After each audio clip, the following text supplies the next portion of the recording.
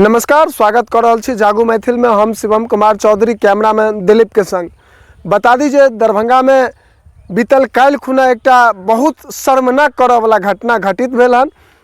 जे घटना के एखन जे छै से तमाम जतेक भी नमहर मीडिया सब छै, चाहे वो देश के विभिन्न नमहरका मीडिया सब पर में छै से वायरल भ रहल छै। दरअसल बता दीजिए, दरभंगा जिला के बाजितपुर में जे छै से मस्जिद के बगल से काल्हि राम जानकी के विवाह छलै, विवाह पंचमी छलै, तकर शोभा यात्रा निकलैत रहे और ओहिठमा जे छै से दोसर पक्ष के तरफ से पथराव कयल जाइ छै। जखन पथराव भ जाइ छै तकर बाद जे छै से दुनू पक्ष एक दोसर पर में पत्थर चलेनाइ शुरू कऽ दै छथि।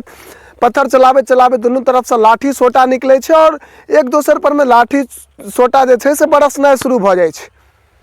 किछु देर ई मामला अहिना चलैत रहै छै, तकरा बाद प्रशासन अपना एक्शन में आबै छथि और एहि मामला के जे छै से संज्ञान में लऽ कऽ एहि मामला पर में जे छै से तुरंत ओ नियंत्रण पाबै छथि। नियंत्रण पाबै के लेल पूरा गांव पुलिस छावनी में बदलि जाइ छै। हमरा पाछू अहाँके ओहिना देखाइत हैत, वएह ओ गांव छियै। चूँकि ओहिठमा जाकऽ वीडियो बनेनाइ एखन हमरा सबके लेल मना कयल गेलैए, चूँकि एहिसँ सांप्रदायिकता फैलै छै। तऽ ताहि दुआरे छै से अपने सबके कनिक दूरी से बना कऽ और सबटा जानकारी दऽ रहल छी। हालांकि एखन पुलिस के जांच जारी छै और विभिन्न वीडियो के माध्यम वीडियो सब जे वायरल भेलैए, ताहि वीडियो के माध्यम से पहचान कयल जाइ छै जे आखिर पथराव के सब केलखिन ये, किनका तरफ से शुरुआत कयल गेलै पथराव, ताहि पर में एखन जांच जारी छै। बाकी ई मिथिला सनक धरती पर में विवाह पंचमी के शुभ अवसर पर जे झांकी निकालल गेलै, ओहि झांकी पर में पथराव बहुत बड़का शर्मनाक बात छै। कखनो आब हमरा सबके जे छै से मिथिलो में एहि प्रकार से देखा रहल यऽ जे पहिने जेना आन जगह देखे छलहुँ जे रामनवमी के जुलूस में पथराव भऽ जाइ छलै हन, तहिना जे छै से आब मिथिला के चाहे ओ दुर्गा पूजा के जुलूस होय, रामनवमी के जुलूस होय वा विवाह पंचमी के जुलूस होय, पथराव शुरू भऽ जाइ छै। सवाल एहिठमा एकेटा आबि जाइ छै जे आखिर हिंदुए के शोभा यात्रा पर पथराव किएक? आखिर हिंदुए के शोभा यात्रा पर में पथराव किया होइ छै?